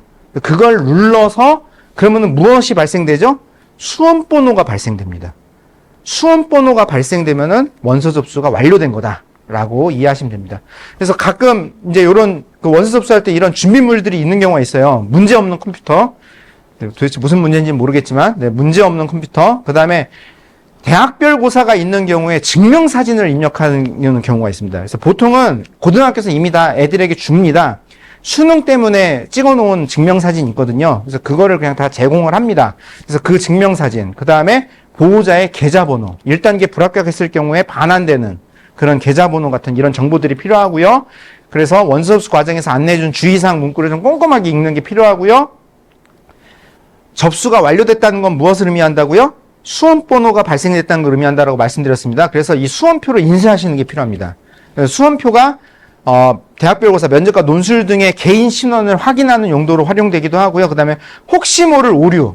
나는 분명히 원서 접수됐고 결제도 했고 다 됐는데 대학에서 너는 우리 대학에 지원한 일이 없다라고 하는 그럴 일이 없어요. 없는데 혹시라도 그런 일이 발생되면은 그때 증빙용으로 나 이 수험표를 내가 이렇게 발급받았다라는 것을 하기 위해서라도 필요한 거고, 그 다음에 이 수험표가 인쇄됐다는 얘기는 정상적인 프로세스가 다 완료되어서 마쳤다는 것을 의미하는 겁니다. 그래서 이것까지 꼭 확인하시라는 거 말씀드립니다. 자, 원서 접수가 완료됐다는 거 무엇을 의미한다고요? 수험번호가 나왔다는 걸 의미한다라고 말씀드렸습니다. 그러면은 원서 접수가 완료가 됐으면 그 이후에 무엇을 못한다? 변경을 못합니다. 어떤 정보도 변경을 못할까요? 아니요, 그러진 않아요. 변경할 수 있는 정보가 있긴 한데 전형과 관련해서 대입 전형을 운영하는 과정과 관련해서 필요한 정보들은 어떤 것도 변경이 안 된다라고 이해하시면 될 것 같습니다. 그래서 이렇게 연대입니다. 연대 모집 요강에 보면 이렇게 되어 있어요. 전형료를 결제하면 수험번호가 부여되어 접수가 완료된다는 것. 제가 설명드린 그 부분이죠. 원서 접수가 완료된 후에는 저 잘못했어요. 취소할게요. 이런 거죠. 6회 지원 있어요. 6번 썼는데 연대는 아무리 봐도 안 될 것 같아. 나 다른 데를 쓸래. 연대 취소시켜주세요. 이게 될까요? 안 된다는 거예요. 이미 카운트가 된 거예요. 이미 카운트가 된 거예요. 그래서 이건 안 되는 거고요. 모집 단위 변경 안 되고 전형 바뀌는 것도 안 되고 저 농어촌 아니에요. 근데 저 잘못해서 농어촌으로 지원했어요. 이런 거 안 된다는 거예요. 네, 이런 것들은 일절 불가하다라는 거. 그 다음에 중간에 개명을 하거나 주민등록번호가 변경되는 경우도 있을 수 있어요. 그럼 이런 경우는 초본을 통해서 증빙을 하면 되는 거고요. 그런데 바꿀 수 있는 정보들은 어떤 거냐? 연락이 가능한 휴대전화 번호, 지원자, 부모 등과 같은 어떤 이런 연락 가능한 휴대전화 번호와 자택번호, 이메일 주소 같은 경우는 변경해줘요. 이런 경우는 변경해줘요. 근데 이것도 어떤 일이 있을 수 있느냐? 누군가가 악감정을 풀고 쟤한테 연락을 못 가게 하려고 바꾸는 경우도 있을 수 있어요. 원서 접수의 비밀번호를 알면 충분히 가능한 일이에요. 네. 알려고 아는 게 아니라 요즘은 컴퓨터 기능이 너무 좋아서 비밀번호들을 다 기억하잖아요. 누군가가 가서 거기서 로그인을 했어요. 그리고 다 하고 난 다음에 얘는 그냥 일어나서 다른 데를 간 거예요.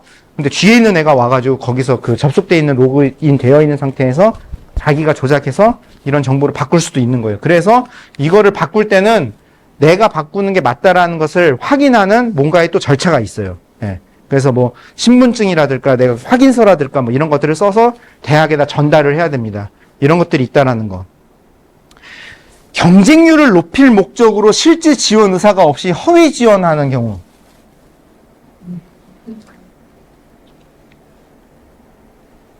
증권 하시나요? 저는 한 번도 안 해봤는데 작전 세력이라고 있죠. 작전 세력입니다. 저는 비슷한 일을 경험해봤습니다. 이 작전은요 어떤 경우 들어오냐면요, 모집단이 큰 경우에는 작전이 들어오기가 좀 쉽지 않죠. 많은 인원이 동원돼야지만 경쟁률을 높이는 거니까 이게 그러지 않죠. 그런데 작은 모집단이, 뽑는 인원 수가 좀 적은 모집단위 같은 경우에는 이 작전이 작동되는 경우가 있어요.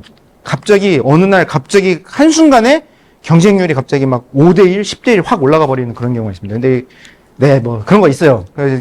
최근에는 이거 이렇게 되면요 수사 들어가요. 예, 수사 들어가고 이건 형사처벌 대상입니다. 그리고 실제로 모 대학에서 이렇게 해서 적발됐다라는 기사가 나온 적도 있습니다. 네, 이런 경우도 있습니다. 그래서 이런 것도 있다는 거. 네. 빨간 글씨에 밑줄에 볼드 처리까지 했습니다. 제법 벌어지는 일이라는 거죠. 네, 충분히 이게 벌어지는 일이라는 거죠. 학생부 교과 전형의 추천형입니다. 그럼 이건 반드시 필요한 게 뭐죠? 모집 지원 자격이 분명히 뭐라고 명시되어 있죠? 학교장의 추천을 받은 자라고 분명히 명시가 돼 있을 겁니다. 그래서 나는 학교장으로부터 추천을 받았다라고 생각하고 그냥 지원을 한 거예요. 근데 실제로 추천 작업이 이루어지지 안 왔을 수가 있어요. 예. 그러니까 이건 반드시 학교랑 의사소통하고 담임선생님이랑 확인한 이후에 이거를 해야 된다는 겁니다. 요즘은 이 학교장 추천 시스템이 일원화가 됐어요. 그래서 원서 접수가 다 끝나고 난 다음에 확인 작업이 들어갑니다. 그래서 반드시 원서 접수 전에 미리 이거를 확인을 하셔야 돼요. 옛날에 과거에는요, 추천을 미리 받아서 그 추천자 명단을 미리 받아요. 고등학교로부터. 그래서 원서 접수하기 전에 그 주민등록 번호 애들만 여기다 다 업로드를 해요. 그래서 다른 애들은 아예 지원조차 못하게 막아버렸어요. 그런데 이 말씀만 들어도 어때요? 이 절차가 어떨 것 같아요? 굉장히 복잡할 것 같죠? 그러니까는 어느 대학은 미리 하고 어느 대학은 뒤에 하고 막 이러다가 지금은 일원화됐습니다. 그래서 지금 뒤에 하는 것으로 지금 갔습니다. 원서 접수 시 입력한 내용에 전화 미수신 등으로 인해서 발생한 불이익은 누구의 책임이다? 지원자 본인의 책임이라는 게 분명히 명시되어 있습니다. 지역에 계신 분들이 조금 요즘 이런 경우들이 있는데 02로 찍힌 번호 오면은 전화를 안 받아요.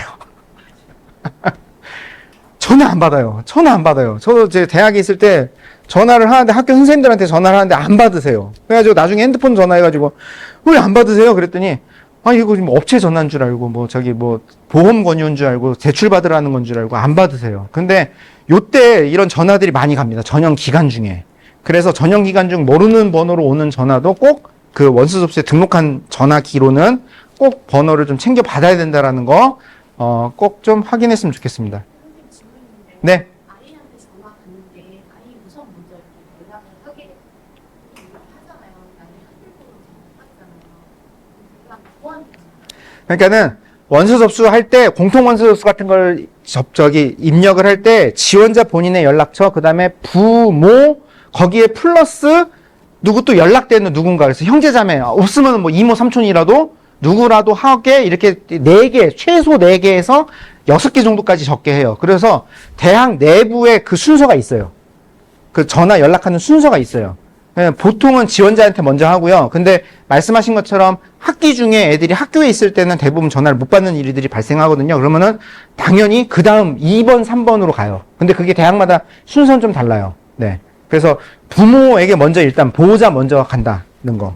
아이 연락하고 부모의 연락처 먼저 일순위로 있는데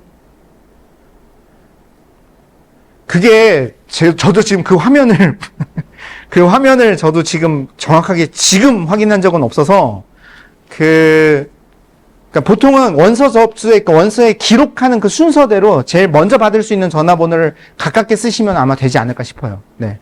보통은 아마 그렇게 해서 전화 연락을 할 겁니다. 네. 네. 그렇게 간다는 거. 네. 또 있으신가요? 네. 네. 이제 합격 원서 접수 다 했습니다. 전형이 다 치러졌습니다. 그 다음에 이제 합격자 발표. 네, 최초 합격자, 그 다음에 충원 합격자, 그 발표 이후에 발생되는 일들을 좀 한번 짚어보도록 하겠습니다. 최초 합격자 발표와 등록과 관련된 부분입니다. 등록이라는 행위를 해야 돼요. 내가 이제 합격을 했잖아요. 그러면은 합격 통보 어떻게 받으셨어요? 저희 때는 ARS였죠. 또는 이제 대학에 가면은 대학 게시판에 대자보로 그럼 그거 찾아가지고 이러면 또 연식이 나오는데 가가지고 이게 해서 그거 보면서 이렇게 사진 찍고 뭐 이제 이랬던 거잖아요. 네. 근데 이제 최근에는 대부분 다 인터넷으로 게시를 합니다. 근데 이게 서버 폭주, 그래서 또는 예기치 않은 어떤 전산상의 오류 이런 걸로 합격자 발표를 개별 조회를 못하게 되는 경우가 발생될 수 있어요. 그럼 어떻게 할까요? 이땡준 이런 식으로 해서 수험번호 보여주고 그냥 합격 발표하는 경우도 있어요. 그냥 PDF 그냥 그걸로 그냥 이렇게 발표하는 그런 경우들도 있습니다. 어쨌든 그런 거 있습니다. 그래서 이렇게 해서 합격자 발표가 됐다는 걸 확인을 했습니다. 그 다음에 해야 되는 일이 뭐죠? 나 그 대학 다닐래요 라는 의사를 밝혀야 되죠. 이게 뭐죠? 이게 등록이에요. 그러면은 과거에 우리는 이 의사를 무엇으로 밝혔죠?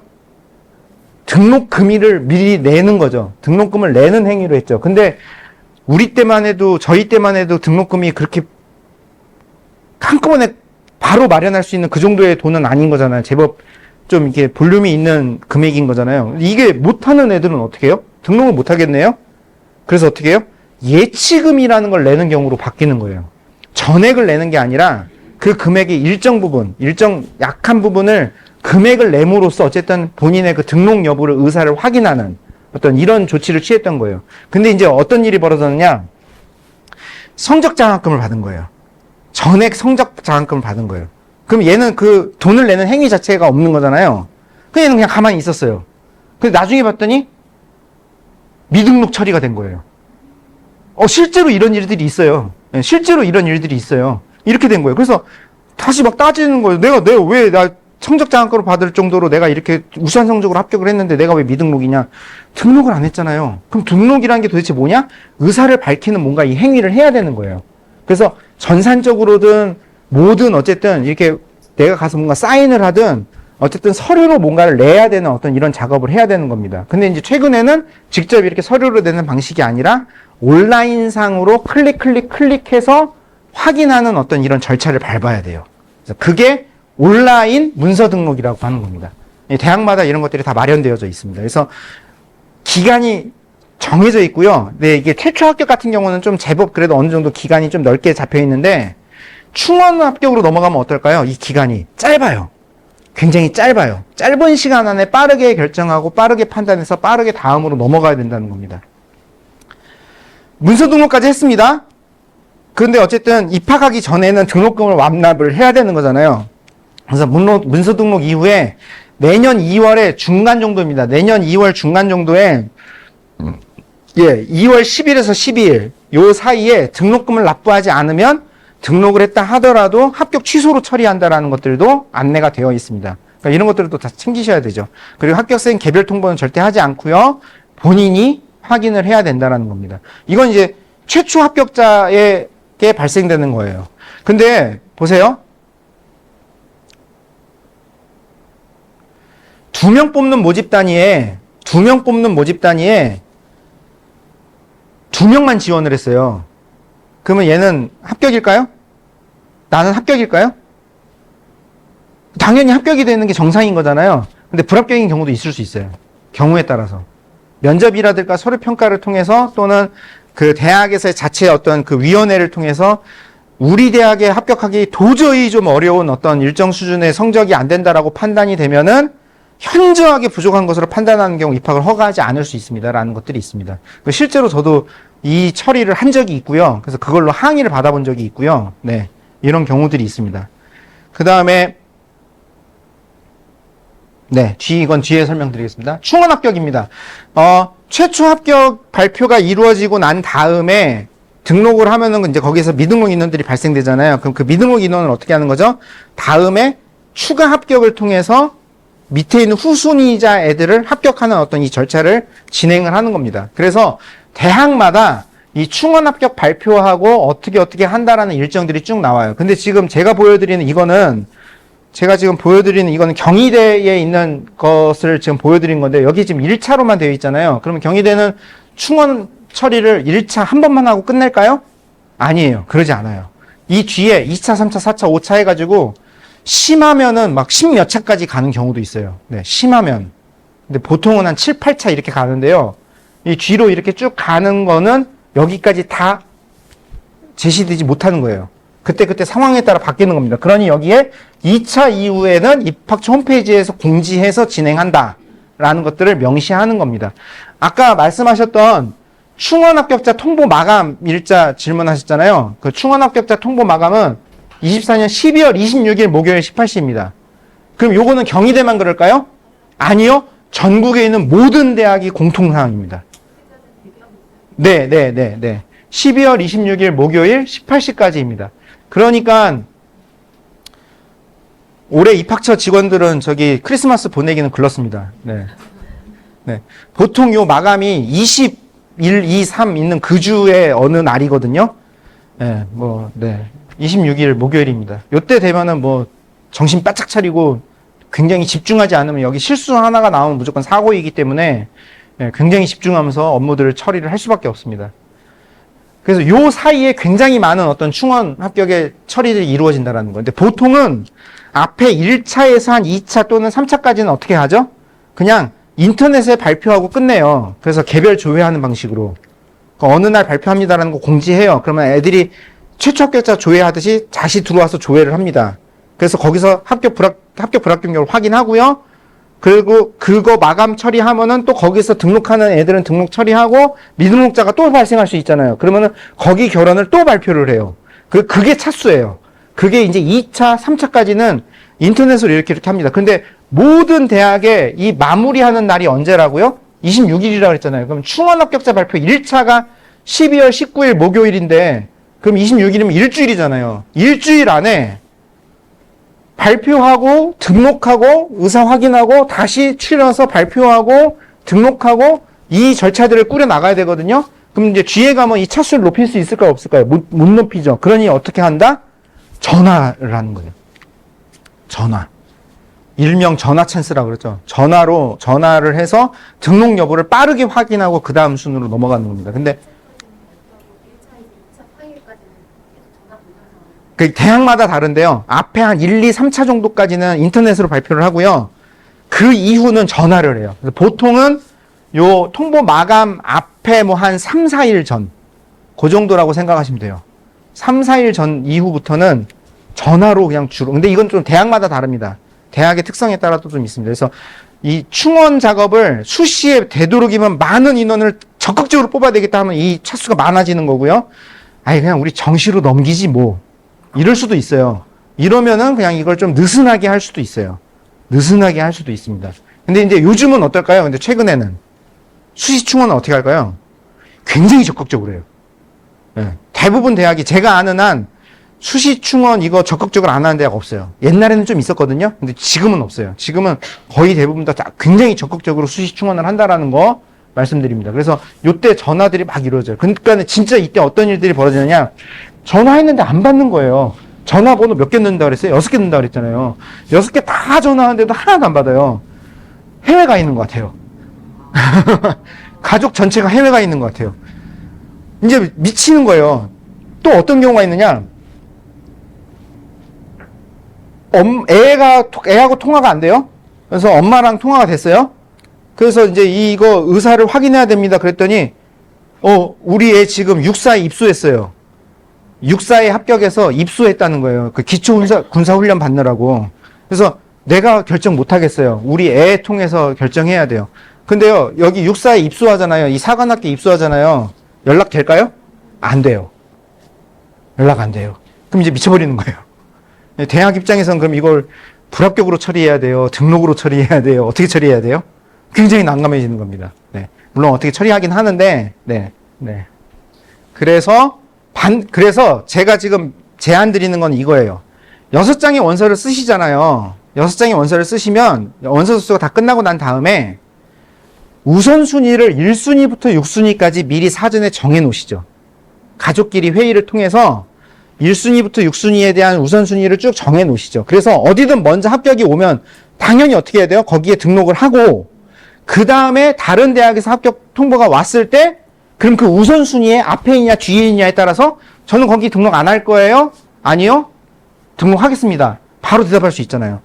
전화를 했어요. 저 직접 전화한 적도 꽤 있어요. 저기 실무 막 뛰고 할 때 전화 막 하고 했습니다. 전화했어요. 그랬더니 갑자기 저 이거 30분만 고민하면 안 될까요? 지금 애가 없어요. 애랑 좀 통화해봐야 되는데 애 지금 재수학원 등록하러 갔어요. 뭐 이런 경우들이 있어요. 근데 이렇게 들으면은 전화하는 대학 입장에서는 어떨까요? 이거 또 기다릴 수밖에 없는 거잖아요. 근데 이게 기다리다가 데드라인이 있는 거예요. 그 데드라인 넘어가게 되면 어떤 일이 벌어지는 거죠? 원래 얘가 포기를 해줬으면 다음 누군가가 합격을 했을 텐데 얘가 합격 못하는 일이 벌어질 수 있잖아요. 그게 여러분들의 자녀일 수도 있어요. 그러니 이거는 정말로 좀 서로의 어떤 이 신뢰를 위해서 안정적인 전형 운영을 위해서 1순위에서 6순위까지는 꼭 좀 미리 좀 선정을 해놓는 게 그러면은 간편하게 바로바로 판단할 수 있어요. 바로바로 의사 통보할 수 있어요. 네. 이렇게 좀 하시면 어떨까 싶습니다. 저는요, 이거요, 공통원서 접수에 이 시스템에 이 기능 넣을 수 있을까 없을까요? 저는 넣을 수 있다고 봐요. 그래서 합격 통보를 그냥 이 전체 데이터 안에서 계속 돌리는 거예요. 여러 번 돌려요. 그러면은 결국 컴퓨터 작업으로 전화 충원 이런 작업 없어도 저는 이게 합격을 다 마무리할 수 있을 거라고 봅니다. 근데 이게 될까요? 안 될까요? 안 돼요. 누가 제일 반대해요? 학부모가 반대해요. 나중에 최종 결정하겠다. 왜 우리가 원서 접수한 단계에 이거를 의사결정해야 되냐? 나중에 선택하겠다. 이렇게 좀 많이들 말씀하십니다. 어쨌든 이런 것도 있습니다. 네.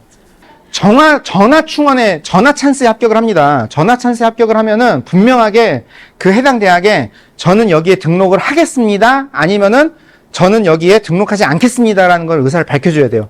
이 전화 찬스를 할 때는요, 대학에서 녹취를 합니다. 그리고 그 사실을 고지해요. 지금 전화가 녹음되고 있습니다. 그래서 응답에 응하시겠습니까? 라는 멘트가 다 있어요. 그래서 거기에서 얘기를 해서 요게 서명하는 거랑 똑같아요. 똑같은 효과를 가지는 겁니다.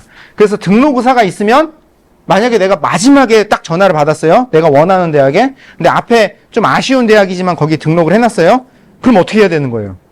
등록하겠습니다라고 얘기를 하고 그 다음에 어떻게 해야 되죠? 이쪽 대학에 전화를 해서 등록 취소 절차를 밟으면 돼요. 그리고 모든 대학은 이 등록 취소 절차를 마련해야 돼요. 네. 그래서 그거를 취소하고 그리고 난 다음에 내가 등록 의사 밝힌 데에다가 문서 등록 작업을 해야 되는 거예요. 그러니까 내가 지금 구두로는 등록하겠습니다라고 얘기를 했죠. 근데 이제 앞에 등록한 대학이 있는 거잖아요.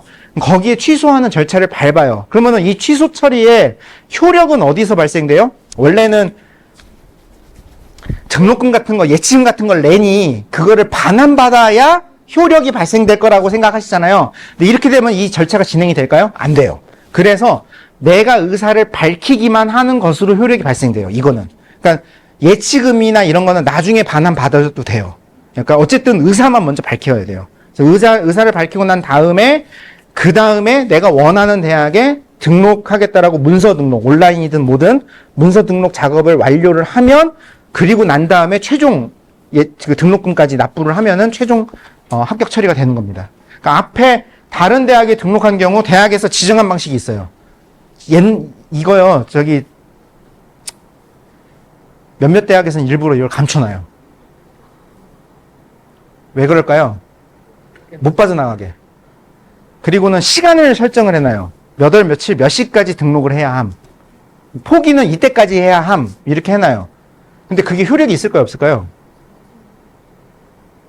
아니, 개강일이 3월 1일이잖아요. 2월 28일에 내가 그 대학 등록 포기할 거예요. 어떻게 할 거예요? 그러니까는 한 군데만 등록을 해놨는데 나는 그 대학 가려고 다 등록금도 내고 다 이렇게 했는데 진짜 제일 마지막 2월 28일에 포기를 할 수도 있는 거 아니에요? 나 대학 안 다닐래. 네. 그러면 어떻게 할 거예요? 반환 다 해줘야 돼요. 네. 그냥 등록 포기 절차가 진행이 되는 거예요. 그러니까 사실 원론적으로 원칙적으로는 등록 포기에 마감 기한은 없어요. 입학하고 난 다음에도 포기할 수 있어요. 근데 그건 뭐가 되는 거죠? 퇴학이 되는 거죠. 자퇴가 되는 거죠. 명칭이 달라지는 거지 이게 어쨌든 포기가 되는 겁니다. 그런 것들이 있으니 요거를 어쨌든 요 대학에서 지정한 방식들이 있습니다. 대부분은 요즘은 입학처 홈페이지에 어떤 URL이 형성이 돼요. 그럼 그거 딱 클릭하고 들어가서 본인 인증하고 바로바로 하면은 바로 처리가 되는 방식으로 바뀝니다. 네. 이렇게 됩니다. 그 다음에 앞에서 말씀드렸던 것처럼 그 전화를 안 받고 하는 경우에도 이건 합격 통보를 해버리는 경우가 있다라고 말씀드렸고, 안 그러면은 후순위로 못 넘어가는 거예요. 그러니까 얘를 합격 처리하고, 그 다음에 얘는 미등록 의사가 있다라고 처리를 하고 다음 애한테 합격 통보를 하는 방식으로 넘어간다라는 겁니다. 그래서 항상 전화는 꼭 좀 잘 대기해야 된다는 거 말씀드립니다. 등록은 하나의 대학에만.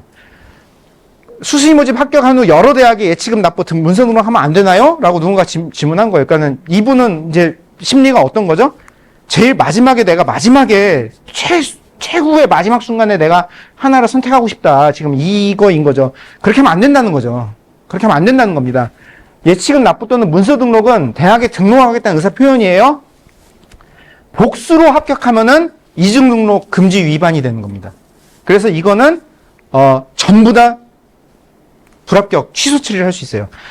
나머지 이런 일반 대학 외에 특별대학의 이런 대학들도 이중등록 금지 조항이 있기는 한데 대학마다 조금씩 적용하는 게 룰이 다른 것 같습니다. 그래서 이 부분은 그런 대학에 좀 더 확인을 해보셔야 된다는 겁니다. 나의 고민으로 내가 어디를 선택하느냐, 나의 이 고민으로 다른 사람의 꿈과 희망이 사라져 버릴 수 있습니다. 그러니 모두의 약속이다 생각하고 제가 말씀드린 것처럼 6개 우선순위 정해서 진행하시면 될 것 같습니다. 이중등록 기준입니다. 이미 예치금 납부 문서 등록을 했는데 충원학교와 다른 대학에 등록하려면 어떻게 해야 되나요? 질문하신 분들의 질문이죠.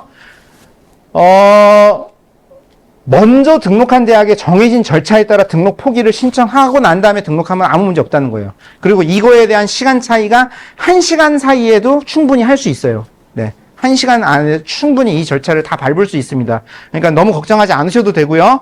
그러니까 이제 이분은 환불 신청했어요. 근데 환불을 안 해줬어요. 그러면 저 이중 등록 아니에요? 그게 아니라는 거. 네. 내가, 포기했다라는 이 신청서 같은 거. 이게 이제 온라인으로 하는 문서 등록도 마찬가지입니다. 포기 의사도 마찬가지입니다. 이거는 이중 등록에 해당되지 않는다라는 거. 그 다음에, 등록 포기 마감 시간이 오후 4시로 지정이 되었는데, 이건 대학에서 임의로 설정한 거죠. 등록 포기 마감 시간을 4시로 지정이 됐는데 그 이후에 내가 충원 합격을 받았어요. 5시에 충원 합격 통보를 받았어요. 포기 가능한가요? 그랬더니 4시 이후에 충원 합격 통보를 받은 경우도 이걸 포기하고 내가 가고자 하는 대학에 등록할 수 있다. 네, 라고 이렇게 다 규정되어져 있습니다. 그러니까 이 규정대로만 그대로 절차 진행하시면 아무 문제 없다라는 거 말씀드립니다. 그러니까 A 대학에 등록한 그날 B 대학에 충원 합격 통보를 받고 B 대학에 바로 등록했다면 이등록인가요? 아니라는 거죠. 전화로 등록 의사를 밝히는 것도 하나의 의사 표시 방법이에요. 네. 전화로 또는 요즘은 대부분 온라인으로 돼 있기 때문에 온라인으로 그냥 간편하게 처리할 수 있습니다. 네. 그래서 하면 되고 이거를 시간 순서상 그러니까 어쨌든 문서 등록하기 전에 앞에 대학의 미등록 의사를 밝히면 아무 문제가 없다는 겁니다. 네. 1분이라도 앞에 먼저 있으면 아무 문제 없다는 거예요. 아니요. 뒤에 있어도 하루 안에만 이루어지면 문제 없어요. 네. 근데 이왕이면은 빨리 포기를 해야 그쪽에서도 빨리 다른 애들을 충원할 수 있으니까 포기 의사를 좀 미리 밝혀달라는 거죠. 네. 대학이 지정한 등록 포기 시간은 편의상 설정한 시간이고 언제든지 등록 포기는 신청할 수 있다는 겁니다. 그러니까 이제 등록은 좀 여유 있게 하라는 얘기입니다. 그 다음에 이제 이런 것도 있었어요. 연세대를 붙었는데 등록금 내고도 합격 취소가 됐답니다. 전산 오류로 입학 취소됐다는 연대 합격자. 이런 기사 보셨나요? 2019년에 있었던 일인데요. 너무 의외죠. 어떻게 이런 일이 가능하죠? 실제 있었던 일이에요. 이 사람이 어떻게 한 거냐면요. 우리 애가 연대 합격을 했어요. 그리고 나서 이제 등록금을 내야 되는데 좀 여유 있게 등록금을 냈으면 됐는데 근데 물론 이때는 여유 시간 그렇게 많이 주지 않아요. 하루인가밖에 안 줘요. 아침 9시에서 30까지인가? 뭐 요 정도밖에 안 줘요. 요 정도밖에 한나절, 반나절 요 정도밖에 안 줘요. 근데 등록금 어쨌든 하다가 마감 시간에 거의 임박해서 누구에부터 돈을 받아서 그걸 현금으로 인출한 다음에 ATM기에 가서 무통장으로 입금을 한 거예요. 그 가상계좌 번호가 다 부여가 돼요. 등록금은. 그럼 그 가상계좌에 돈이 들어왔냐 안 들어왔냐로 등록 의사를 여부를 확인하는 건데 그거를 ATM기에 가서 이거를 그 돈을 넣어서 이걸 한 거예요. 그런데 무슨 제도가 있느냐? 지연 인출 이체 서비스라는 이런 제도가 있어요. 이게 보이스피싱 때문에 30분 정도는 은행이 이 돈을 가지고 있어요. 그리고 난 다음에 이 30분 정도가 지나고 난 다음에 100만 원 이상 단위는 그 다음에 그 돈을 실제 정보 입력한 데다가 그 30분이에요. 그 30분. 그것 때문에 이렇게 됐어요. 구제해줘야 될까요? 말아야 될까요?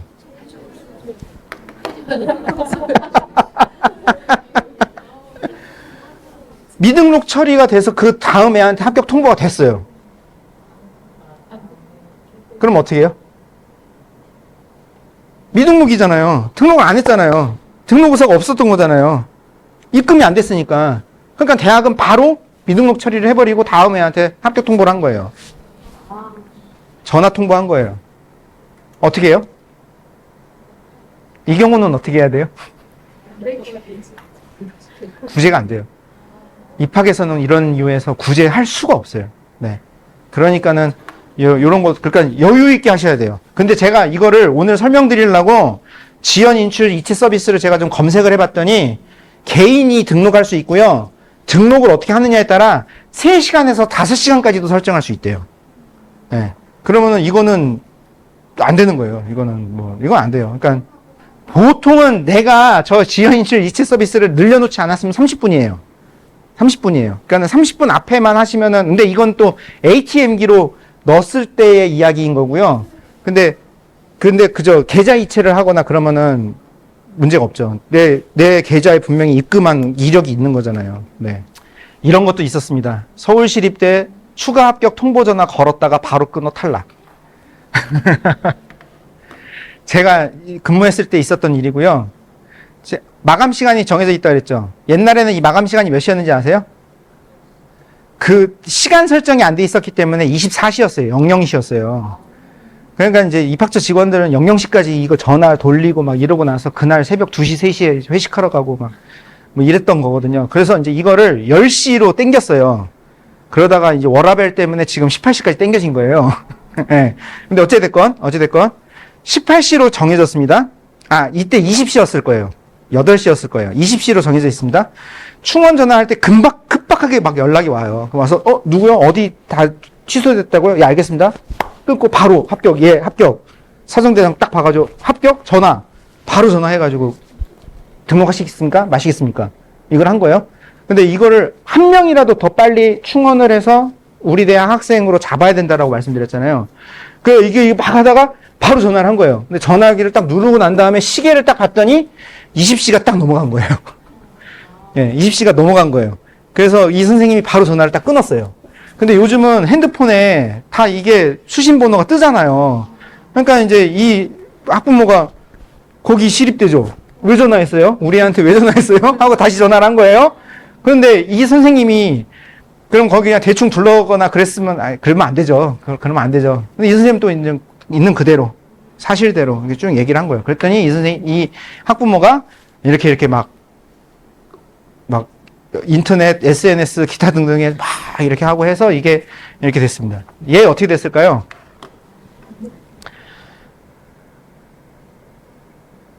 결혼이 발생됐잖아요. 그래서 얘는 뽑았어요. 네. 네. 근데 이제 무슨 일이 벌어지죠? 얘가 원래 등록한 대학에는 충원을 못 하잖아요. 네. 그러니까 이게 하나의 대학으로 끝나는 일이 아니에요, 사실은. 하나의 대학으로 끝나는 일이 아니에요. 근데 어쨌든 결과적으로는 얘는 구제를 했습니다. 네. 얘는 구제를 했고요. 그 각종 위원회를 다 구성해가지고 이렇게 해서 얘는 구제를 했고 얘는 구제가 안 됐어요. 네. 이런 것도 이제 그 대학의 위원회가 어떻게 의사결정하느냐에 따라 달라진다라는 거. 기타 주의 사항입니다. 면접에 미응시했어요. 면접에 왜 미응시를 하죠? 자신 없어서요? 그러면 원서 쓰지 말았어야죠. 근데 왜 미응시하죠? 수시 납치 때문에 또는 내가 요 정도면 다른 데 합격할 수 있을 것 같아. 그래서 아예 그냥 면접을 안 간 경우예요. 그런데 덜컥 합격을 합니다. 이런 경우가 있을 수 있습니다. 이건 좀 되게 좀 특이 사례인데요. 자, 면접이 있는 전형에 면접을 가지 않고도 합격 처리가 되는 경우가 있나요? 상식적으로는 이런 경우 있으면 될까요? 안 될까요? 안 되죠. 이거는 납득이 어려운 거죠. 그런데 실제로 이런 경우가 있어요. 몇몇 대학이 있습니다. 근데 어떤 대학들일까요? 아니요. 안 좋은 데는 없습니다. 학생으로부터 좀 선택을 받지 못하는 좀 이제 그런 대학들에서 이런 일을 하는 경우가 있어요. 그러니까는 이걸 결격 처리를 하는 게 아니라 0점 처리를 하고 그냥 다 충원을 시켜버리는 거예요.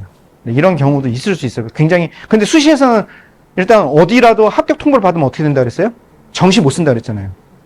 그래서 요거는 조금 확인을 하셔야 되는데, 제가 알기로 어쨌든 근처에 웬만한 대학들은 안 그래요. 네, 웬만한 대학들은 안 그래요. 근데 저 남쪽에 저쪽 좀 그런 대학에서 몇 개가 좀 그런 게가 있다. 이제 그 정도만. 예, 근데 이걸요, 그러면 모집 요강을 통해서 확인을 해야 되는데, 모집 요강 통해서 확인이 잘 될까요? 안 될까요? 이렇게 하려는 대학이 그걸 정확하게 모집 요강에 명시할까요? 안 해요, 대부분. 그냥 넘어가요. 예. 그래서 요런 게 조금 의심이 되는 대학이다 싶으면은 입학처에 좀 정확하게 한번 확인을 좀 한번 해보셔야 되지 않을까 싶습니다. 제가 아는 한 어쨌든 국립대학이나 서울 쪽이나 이런 데서는 그럴 일은 없습니다. 네, 그럴 일은 없습니다. 경쟁률 공개 시간도 정해져 있는 거 아세요? 경쟁률이 실시간으로 항상 공개가 될까요? 아니에요. 그러지 않아요. 경쟁률은 어떻게 하냐? 보통 경쟁률은 원서 접수가 시작되면은 그 원서 접수 진행되는 날 중에 2번에서 3번 정도 오픈을 합니다. 그럼 거기에 계속 이제 누적을 시키는 거죠. 그래서 뭐 오전 11시에 한 번, 오후 3시에 한 번 이렇게 2회 하거나 또는 오전 10시, 오후 1시, 오후 5시 하루에 3회 이런 식으로 오픈을 해요. 그러다가 원서접수 마지막 날에는 오픈을 할까 안 할까요? 안 합니다. 왜 그럴까요? 이상한 일들이 막 벌어질 수가 있어요. 어떤 일이 벌어지죠?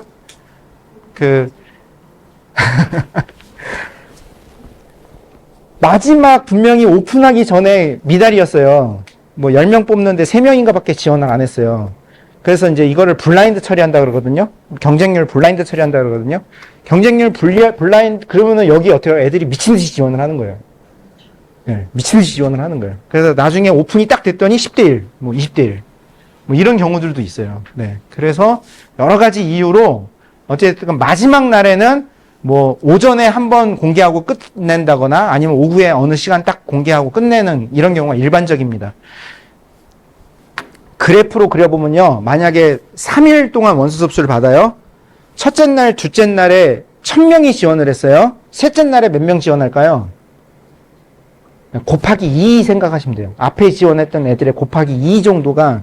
근데 이게 모집 단위에 따라 특성에 어느 대학이냐에 따라 이게 좀 사실은 다 달라요. 그래서 이제 진학하시는 몇몇 선생님들은 경쟁률을 굉장히 유심히 봐야 된다. 경쟁률에 의해서 합불의 영향이 갈라진다. 뭐 이런 말씀들을 하시는 경우들이 굉장히 많아요. 근데 저는 경쟁률에 너무 주목하시면은 오히려 오판할 수 있어요. 그래서 저는 경쟁률은 조금 내려놓고 살펴보셔야 되지 않을까라고 저는 좀 조심스럽게 좀 그렇게 말씀드리고 싶습니다. 특히 경쟁률을 살펴보시더라도 이건 부모님이 살펴보셔야 돼요. 애가 살펴보게 내버려 두시면 안 돼요. 애가 이거 한번 보기 시작하면요.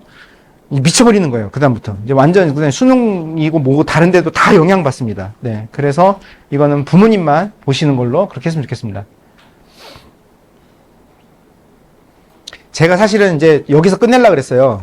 그런데 이제 앞에 말씀드렸던 것처럼 이제 부모님들의 요구와 저의 전달 내용에 좀 차이가 있는 것 같아서 요거 하나 넣습니다. 하나.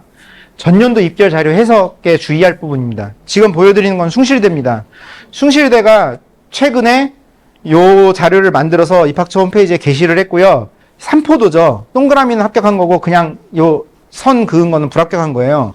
요 교과 전형에 숭실대 2024학년도 학생부 수사 학교장 추천 전형에 수능 최저학력 기준은 이하 5였어요. 그러면 여기 이렇게 보시면 여기 애는 합격했는데 여기는 불합격이거든요. 그럼 얘는 왜 불합격된 거예요? 얘네들은 수능 체제를 못 맞춰서.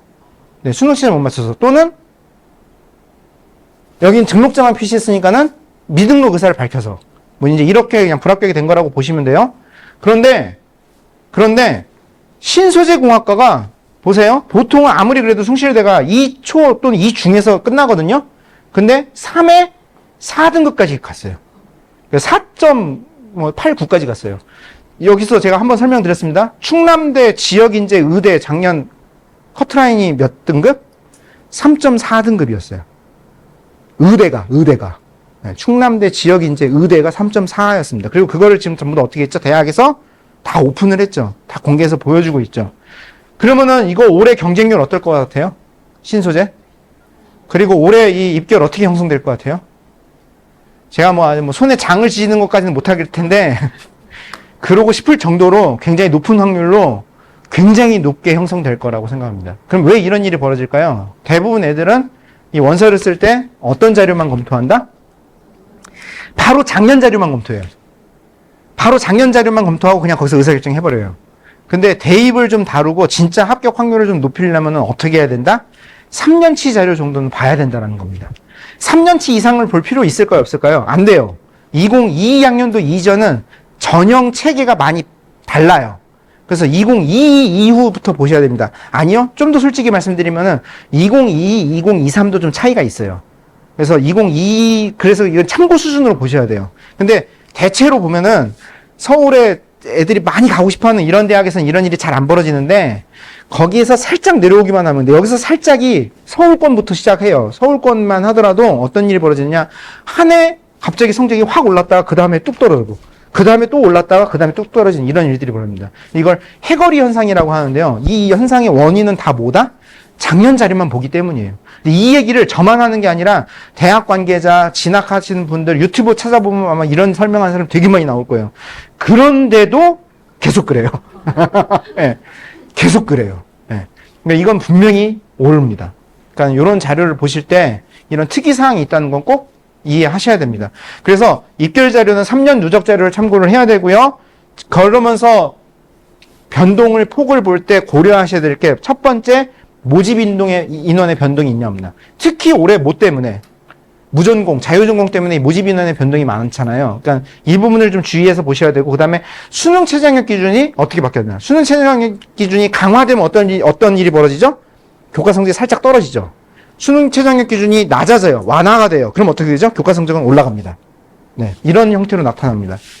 그래서 그 다음에 모집 단위가 또 바뀌는 경우들이 있어요. 변동되는 경우들이 있어요. 그러니까 이런 것들을 좀 종합적으로 고려해서 판단을 해야 된다. 그러니까 사실은 일반적인 학부모님들은 이거를 판단하기 어려운 거죠. 그러니 결국은 어떻게 할 수밖에 없는 건 어떤 상담 과정을 통해서 지금 쓰는 어떤 이 라인이 적절한가 아닌가에 대한 어떤 확인, 점검을 좀 받으실 필요가 있다는 거예요. 근데 이놈의 상담 받기가 이게 쉽지가 않습니다. 이게 그냥 뭐 3분 컷, 5분 컷입니다. 3분, 5분이면 제가 솔직히 제 자존심에 조금 금이 가옵니다. 1분 컷 막 이렇게 나옵니다. 1분이 뭐예요? 30초 컷이에요. 막. 그런데 여기는 한 5분 컷 되는 것 같아요. 네.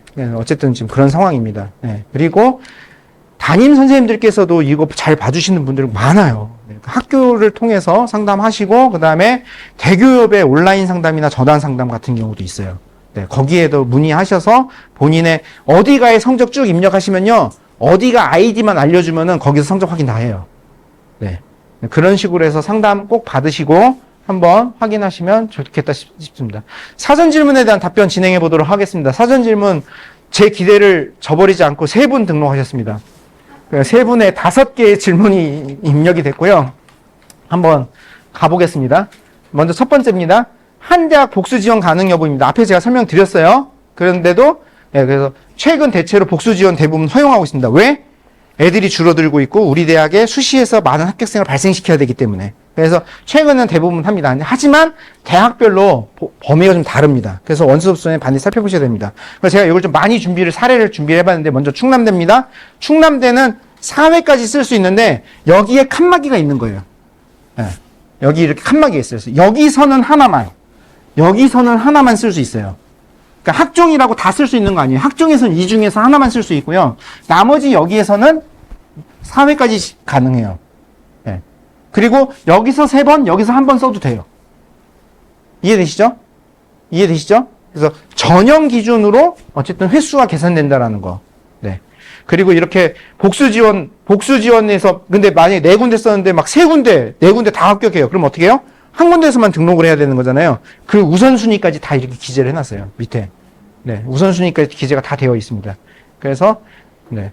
근데 이제 어떤 경우가 있냐면요. 다른 모집 단위에 지원해서 복수 합격이 된 경우는 어떻게 해야 돼요? 대학에서 선택할 수가 없어요.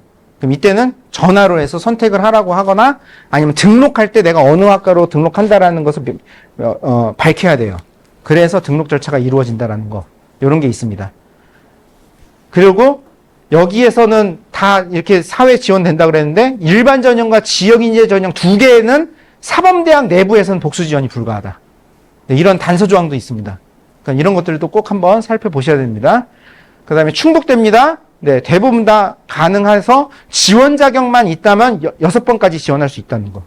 네. 그런데 특성화 고졸 재직자, 체육특기자, 실기후사에 지원하는 학생들은 거기에만 지원할 수 있고 다른 데는 지원할 수 없다는 거. 네, 그렇게 명시가 되어 있는 겁니다. 연대 같은 경우도 다 지원할 수 있는데 학생부 교과와 학생부 종합의 활동우수, 활우형 요 2개는 중복 지원이 불가능해요. 그러니까 여기에서는 선택을 해야 됩니다. 그 다음에 고려대 같은 경우도 다 지원은 가능한데 학추와 학우는 중복 지원이 안 돼요. 그러니까 이 중에서 하나를 선택을 해야 돼요.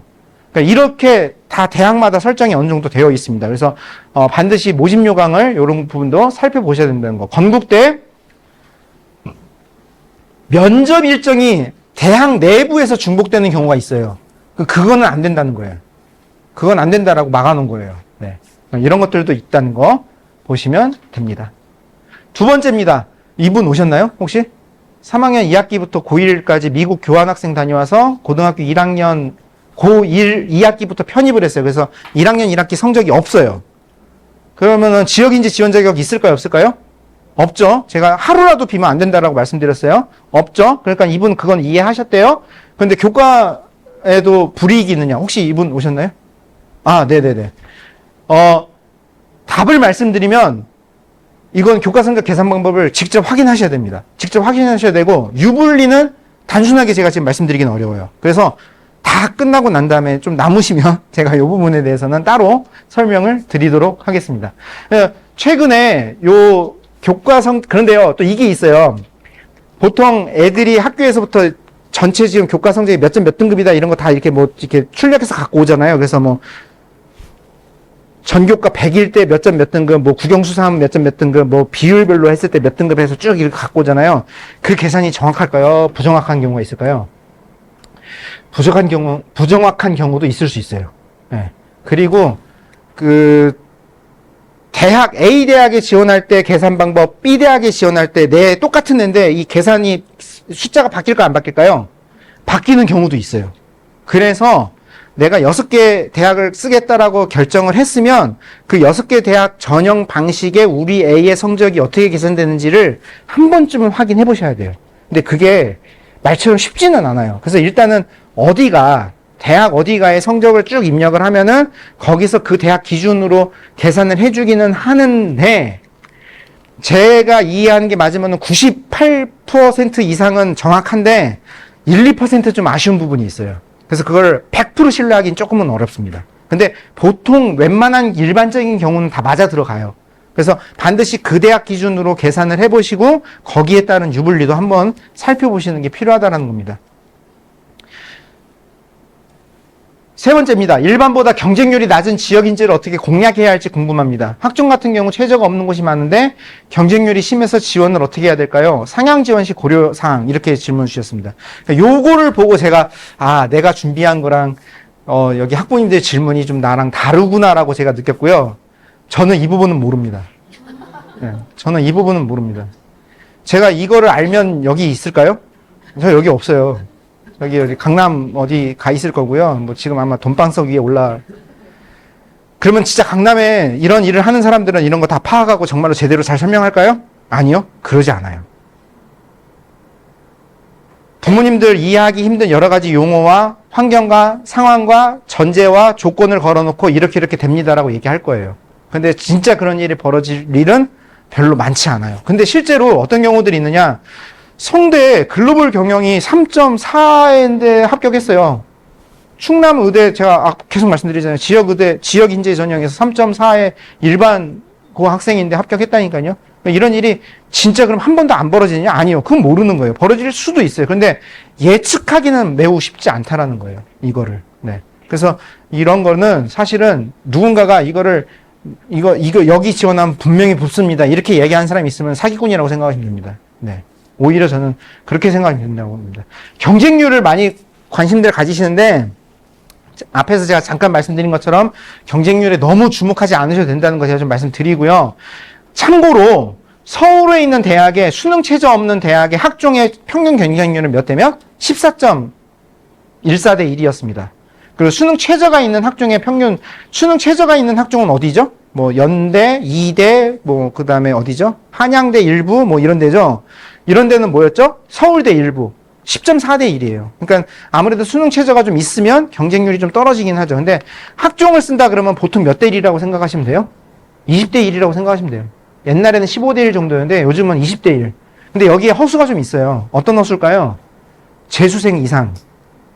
네, 재수생 이상의 좀 허수들이 좀 있어요. 그래서 경쟁률에 너무 매몰되시면 안 돼요. 그냥 그렇구나라고 하셔야 됩니다. 그래서 제가 한번 작년에 서울에 있는 학종의 최고 경쟁률이 몇 대 몇이었을까 한번 궁금해서 찾아봤습니다. 중앙대였습니다. 중앙대 CAU 융합형의 생명과학과가 6명 모집하는데 540명이 지원해서 90대 1이었습니다. 네. 이게 화생 베이스의 애들이 갈 만한 대학이 많지 않아요. 네. 의외로 물리 베이스는 그래도 조금 대학마다 좀 이렇게 있는데 화생 베이스의 애들이 안정적으로 마음 편하게 쓸만한 대학이 그리 많지 않아요. 그러다 보니 이 중앙대 이렇게 그냥 드글드글하게. 그럼 얘네들의 성적이 쫙 퍼져 있을까요? 아니요. 대부분 얘는 다 1, 2등, 2등급, 아무리 못해도 2등급 초, 이런 애들로 다 이렇게 구성되어